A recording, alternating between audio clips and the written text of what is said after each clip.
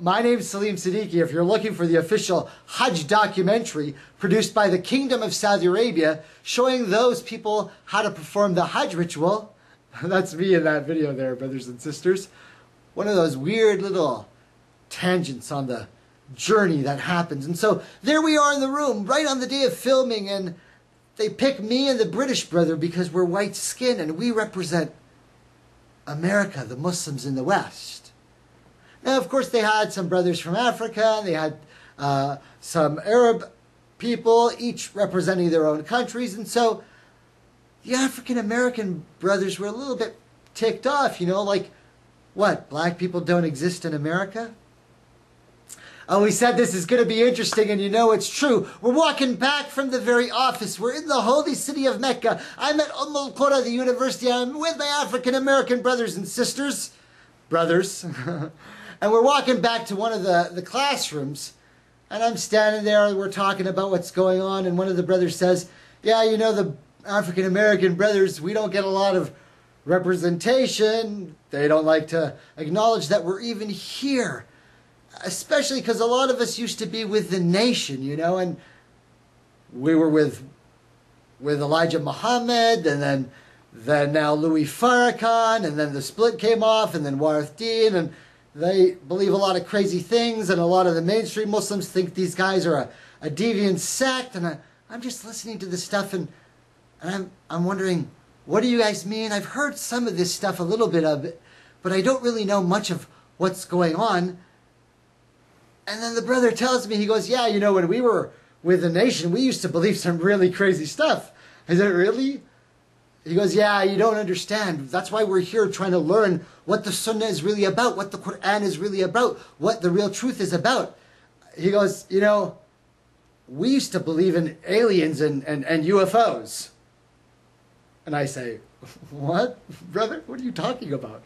He goes, yeah, we used to get out. You won't believe this, brothers. We used to go, when we were in the nation, we used to go sit outside on the hoods of our cars, look up at the skies, and wait to see if the Mothership was going to come. And I'm thinking to myself, Louis Farrakhan and these guys, they believe that there's aliens? I didn't know that there's any Muslims of any kind thinking that there's aliens at all. They thought there's a mothership. He's telling them that there's a mothership out there? I mean, I read all the hadith that I know of, all the basic hadith in Bukhari and Muslim and all that stuff. I never read about motherships. I don't know anything about aliens from Islam. The only thing I know is the same thing you guys know. I mean, there's the Starfleet Academy, there's the Galactic Federations, and there's rules like the Prime Directive, but I mean, there's no other rules that I know about this from Islam. Mothership, the only mothership I know about is from V, and those guys weren't even human. Those guys were reptilians on the inside. Wait, brother, what do you mean mothership? Excuse me, what are you talking about, brother? He goes, yeah, seriously, we used to believe that there's a mothership up there. Brother Louis Farrakhan, have you been telling your people that there's a mothership out there? And you've been doing it for how many years? My name is Salim Siddiqui. And oh, Minister Farrakhan, I'm here to serve you notice. Let's do first things first, Brother Minister, so that everybody's clear. Assalamu alaikum wa rahmatullah. Oh, Brother Louis, a brief moment. Do you sometimes ponder, like I ponder, how does a brother of ours have patience for so long, telling them, listen, soon you're going to need to get on this ship. The calamity is coming. The time of destruction is coming. Soon you're going to need to get on the ship. 950 years, he tells them, Brother Minister, 950 years.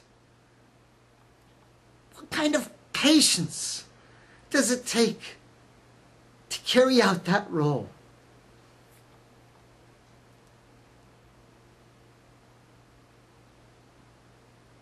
Oh, Minister Farrakhan, I keep hearing a rumor. You've said some crazy things. Is it true? that you have drawn the line? Or am I here to draw it for you?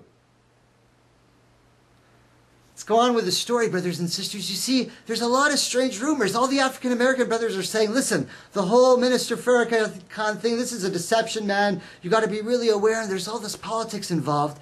And I'm there in the kingdom. And then you start to hear the stories. There's different sides. There's different groups. There's those who are supporting the king. There's those who are against the American government having troops and an army. There's all kinds of conspiracies. There's things that you talk about, and there's things that you don't talk about at all. Well, what kind of freedom is this in the Kingdom of Saudi Arabia? What are you allowed to say? Well, I go to my normal classes and I hang out with the normal people, but like most students, I just do the normal thing. I'm not involved in any secret groups or any weird organizations.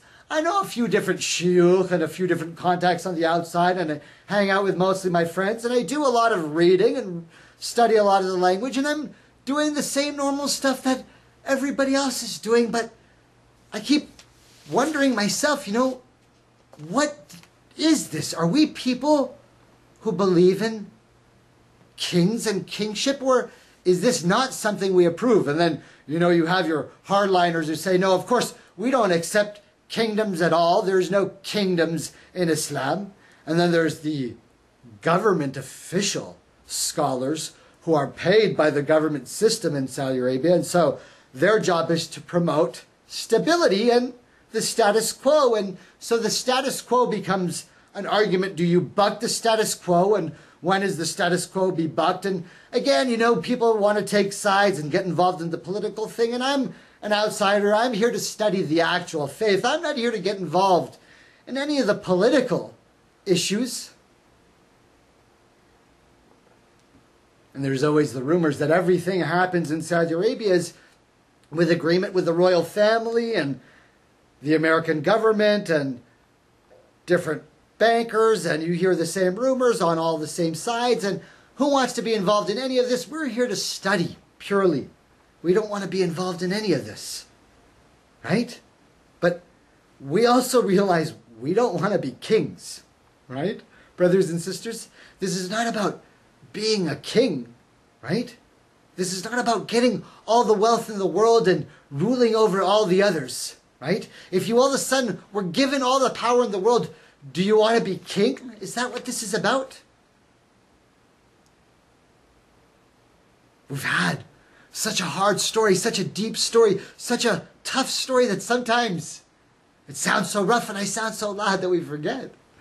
We're supposed to be enjoying this. This is supposed to be an entertaining journey. So you have to ask yourself, Your Majesty, if you were king, you wouldn't be afraid of anything? Not nobody. Not no-how. Not even a rhinoceros? Impossible. How about a hippopotamus? Why, I'd trash him from top to bottomless. Supposing you met an elephant, I'd wrap him up in cellophant.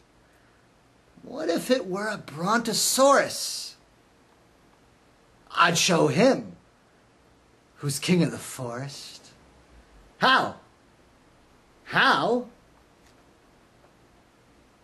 Courage. What makes a king out of a slave? Courage. What makes the flag on the mast to wave? Courage. What makes the elephant charge his tusk in the misty mist or the dusky dusk? What makes the muskrat guard his musk? Courage. What makes the Sphinx the seventh wonder? Courage. What makes the dawn come up like thunder? Courage. What makes the Hottentot so hot? What put the ape in an apricot? What have they got that I ain't got? Courage. You could say that again. You see, I'm there, I'm studying, I'm learning everything, I'm by the Kaaba, I'm benefiting. Everything's going better than I could believe. I've done the traditional Hajj. I've done it classic style. I did it as a star in the documentary by the government. And one of the brothers that I meet in Mina on the nights of the Hajj, who is also studying at al-Qura with me, another student. You see, in al-Qura, they also had many Saudi Arabian students who were at different faculties: science, computers, engineering, medicine, English. This brother was at the English department, so anytime you see somebody from the West, they're always like, please teach me English, please teach me English, Traditional, anytime you go to the Middle East or any foreign country, people always want help with the English. It's classic, and I'm learning Arabic, and so I kind of, openly said, yeah, of course, we could get together and hang out maybe after the Hajj. And so a couple of times I went to go see him in his dorm room, and we went to go hang out, have tea, try a little of his English, me and my broken Arabic. And so one day he says, why don't you come with me? There's going to be a play at the university today. The drama department's doing a play. I'm like, whoa, you guys do plays in the Kingdom of Saudi Arabia? That's trippy. And I'm like, is it going to be in English? And he says, no, brother. What are you talking about, right? What do you think this is? This is Saudi Arabia, right? Okay, so I go sit and watch the play, and I'm not really understanding everything, and he's describing it to me, and he's explaining everything that's going on, and, there's these people brought in, and there's this conflict, and this guy comes out, and they're chopping people's heads off, and I'm like, what the frack is going on in this play, man? What is this about? The brother's explaining it to me in my broken English, his broken English, my broken Arabic. It's all the same at this point. And the gist of the play is that year in Saudi Arabia, there had been a dozen or so people arrested for channeling and communicating with the dark side. What do you mean, brother? Yeah, they were communicating with the jinns. They're communicating with the dark, and they're channeling other beings, and they're doing channelings and teaching people knowledge from the other realms. What are you talking about, brother? Are you serious? He said, yeah, you didn't hear about this? It was in the newspaper. I said, no, I didn't hear about this. I don't read the newspaper, brother, seriously, I barely can even get by in the language. He goes, yeah, they just had their execution. They chopped off their heads.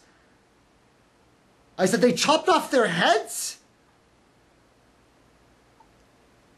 Whoa, you guys take this stuff seriously. And you guys are having a play about this? What kind of dark beings are we talking about? He's like, devils, demons, shaitan, Satan. This stuff still goes on here? Right? I'm shocked. This is all new to me. Seriously?